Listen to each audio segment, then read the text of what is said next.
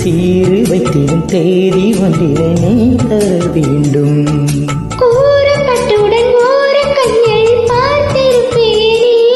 உன் கூந்தல் தொடங்கி பாதம் வரையில் நான் ரசிப்பேனே.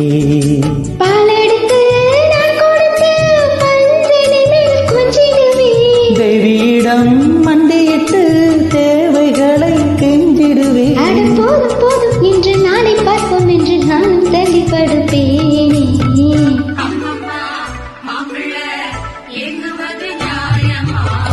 தூக்கணான் குருவி ரெண்டு தூளில் ஆடுதம்மா. தூக்கம் வரும் வேளையில் கூட லாலிகள் பாடுதம்மா.